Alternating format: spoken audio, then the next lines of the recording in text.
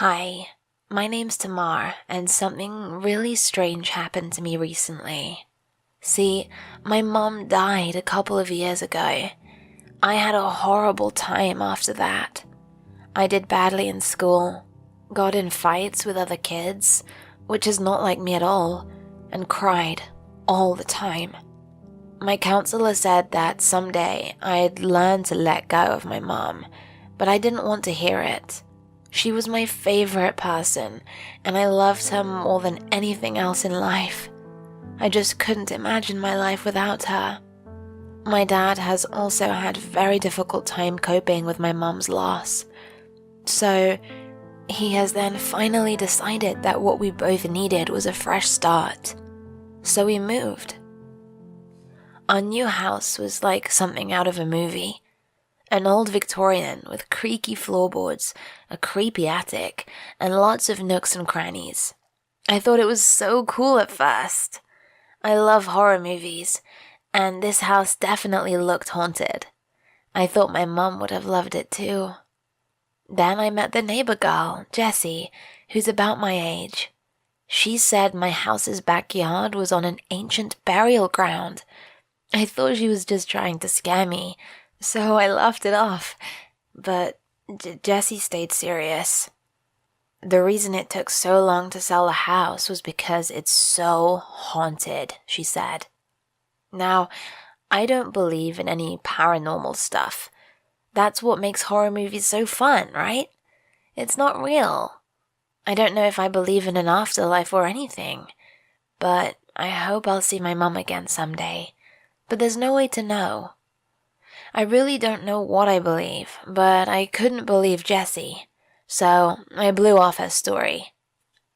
An ancient burial ground? Yeah, right. About a week later, I awoke, or thought I did, to a noise downstairs. The clock said 3 a.m. I went down the creaky staircases and headed to the kitchen, where the noise had come from. As I approached, I heard footsteps, but when I got into the kitchen, there was no one there. I got myself a glass of water, but the cup had no bottom and all the water just poured out of it. When I turned, a little girl stood near the wall. She was very pale and wearing a white dress.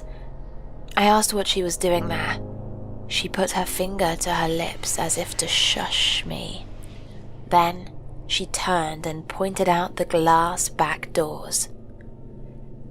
I was extremely scared of what I'd see if I looked out the doors, so I just stared at her. When she turned back to me, she smiled. I screamed, and then I woke up for real.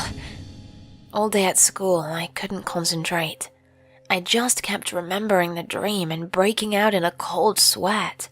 I could still see the little girl's ghostly face and feel the dread that filled me when she tried to get me to look out the back door.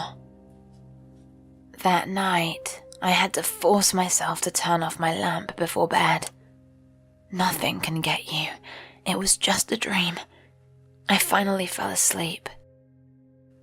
At 3 a.m., I woke again to a sound downstairs. I went to the kitchen for a glass of water. The water fell through the cup. I turned and saw the girl, and she pointed out the back door. As if in a trance, I turned to look through the glass doors, but as I did, I dropped my cup. As it crashed to the ground, the little girl vanished and I woke up. Now I was really freaked out. The same dream 2 nights in a row? I found Jessie at school the next day and asked if she was serious about my house being on a burial ground. Yeah, why? She asked. I don't know, I mumbled. I keep having this weird dream. I told her about it. You're getting visited by a ghost, she said. When people build over top of cemeteries, it disturbs the dead. They become restless. They can't find peace. Whatever, I said. I don't believe in that stuff. I'm probably just stressed or something. But the next night, I had the dream again. At school, my history teacher asked if I was okay. "You look like you haven't slept in a week," he joked. That night, I tried everything I could think of. I watched funny movies before bed. I kept the lamp on while I slept. I even made a protection spell from some Wiccan site online and put it by my bed. But the fourth night, I woke at 3 a.m. and went down the stairs. The girl was waiting for me.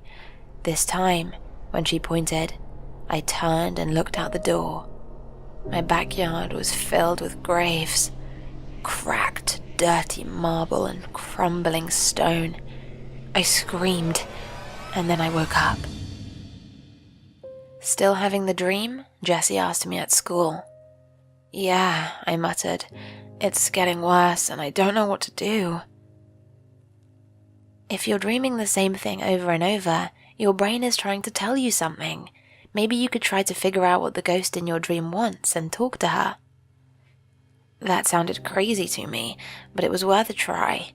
That night, when I woke at 3 a.m. and went downstairs, I could feel something in the back of my mind telling me this was a dream, the dream. I watched the water pass through the bottom of my cup. See, it can't be real. I didn't want to turn. I knew when I did, I'd see the girl's pale face, but I made myself do it. The girl pointed out the back door. I looked out and saw the graves. The stones looked old, but the earth around them looked freshly turned. I wanted to scream, but stopped myself. The girl stepped forward and took my hand. I almost freaked out, but I heard Jessie's voice telling me to figure out what the girl wanted, so I let her lead me to the back door and open it.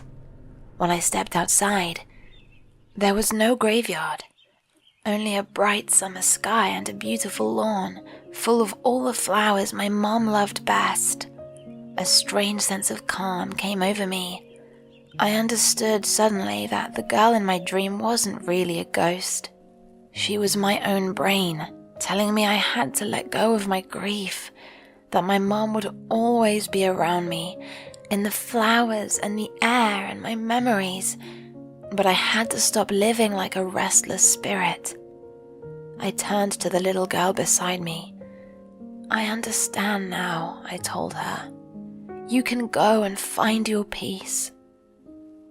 She didn't reply, just walked out into the flowers and eventually faded away.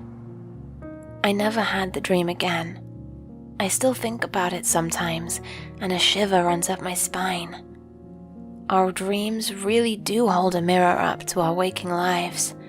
Mine was scary, but it taught me a valuable lesson about letting go. I still miss my mom every day, but I know that wherever she is, she's at peace, and I'm trying to be at peace too. What did you think of my story? Have you ever had a recurring dream? Share in the comments below, and don't forget to like and subscribe.